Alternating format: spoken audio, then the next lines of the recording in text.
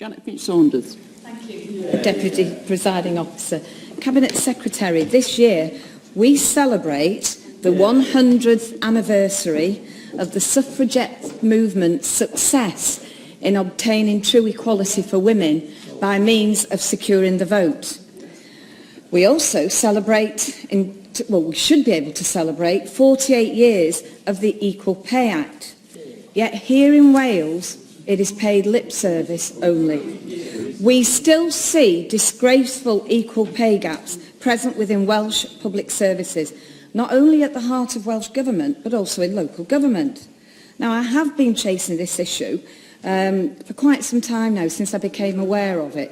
But the facts of the matter is, as I stand here today, we still have 92 equal pay claims outstanding. Now, that is an appalling, set of events.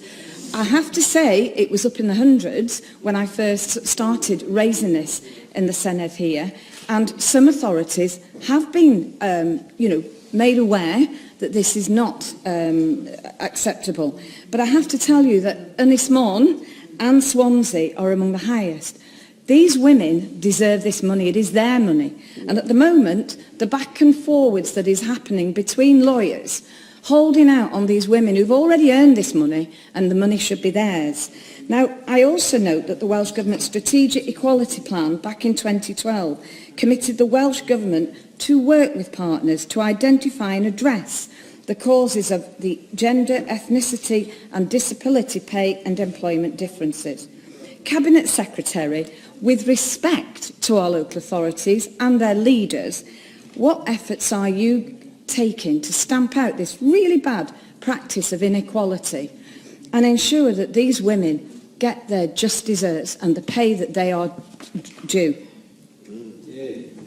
Can I say that I agree with the whole of her question, and at risk of simply repeating her own words, I think we do celebrate 100 years since the beginning of extending the franchise to everybody in this country. I've already spoken to a minister at the Cabinet Office about UK government plans to celebrate that anniversary, and certainly the Welsh Government will wish to support and to take part in that celebration as well. And part of what we're seeking to do as an answer to Sian Gwenllian, that we want to continue to extend the franchise, we want to continue to deepen and enrich our democracy, and how we people are encouraged and enabled to participate in that democracy. And at the heart of Sian Gwenllian's question was that of accountability. Accountability, for me, is best delivered through a ballot box, and what we have to ensure is that the ballot box is at the heart of our democracy and how we encourage and enable people to participate within it. But in terms of equal pay, I have nothing to add to the points that you make in your question and your observations you make. It is an appalling reflection on our system that women are still waiting for these matters to be resolved. It is appalling that anybody would not be paid an equal rate for the job. We've seen the debate taking place in the BBC at the moment. You'd have thought they would know better. I hope that they reflect on what is being said over the last few weeks particularly. And I hope also that as we continue to develop our policy, the Minister for Housing and Regeneration spoke in answer to an earlier question about Wales as a fair work nation. I believe that fair work is essential for everybody, and that means a fair and equal rate for the job. We value our public service workers, we value all our public service workers, male and female, and they all deserve a fair living wage for the commitment that they make to our communities. Well, thank you, Cabinet Secretary, for a respectful and considerate response.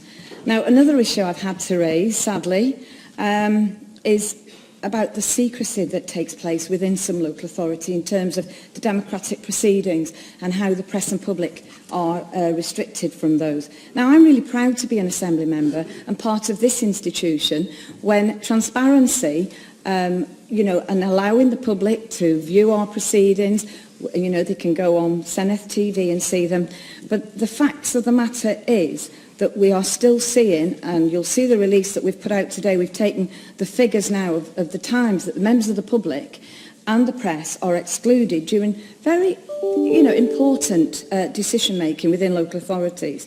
Now, last year, Bridgend excluded the public in 93% of its meetings, Conway in 81%, and Merthyr Tydfil 71%. I might add with Conway, of course, it was the previous administration.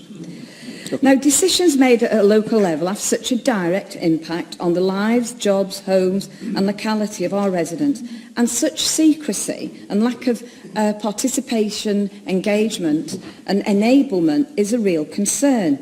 Now, looking at your Welsh Government record for local government, and I don't blame you for this one iota, but the responsibility for this portfolio has changed hands no less than 5 times in 6 years. Fundamentally, this Welsh Labour government refuses to get a handle on the issues that matter most to those so largely dependent on the delivery of much-needed vital local services. So, Cabinet Secretary, how will you get a grasp on this portfolio and champion efficient financial probity, greater transparency and true democratic accountability?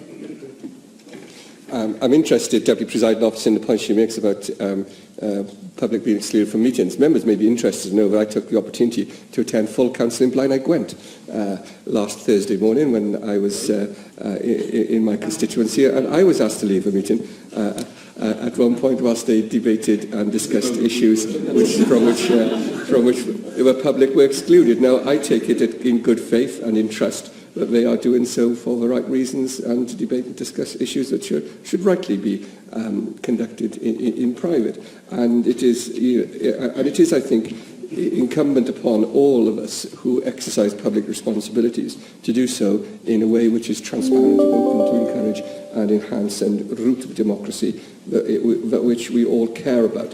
Now, the member asks a number of somewhat related questions. In terms of the wider issues about transparency and accountability, for me, accountability is about being able to remove people and to hold people to account where they fail or where they don't deliver. Now, it's not a matter for me to comment on cabinet appointments, but it is a matter for me to be put at ease that the frameworks that we have for local government provide the level of transparency, openness and accountability. For that, we need simplicity in terms of our structures and our processes and our procedures. I hope that we can work together, because I don't think there's Sian Gwenllian talked about tension between Welsh Government and local government in her questions, but I hope that we can all agree a set of important basic principles upon which we will operate. Trust, respect, openness, transparency, and commitment to real partnership and collaboration is what I think that local government wants from this government. It's what this government offers local government, and I think it's for what both local government and Welsh government have to demonstrate to our electorate. Thank you. You're doing really well so far. Keep it up. More than one of your predecessors pledged... Yeah, you can do really well by just asking the question, because you're 4 minutes over time. More than one of your predecessors pledged to introduce webcasting of council meetings, and doing so provided £40,000 to each local authority.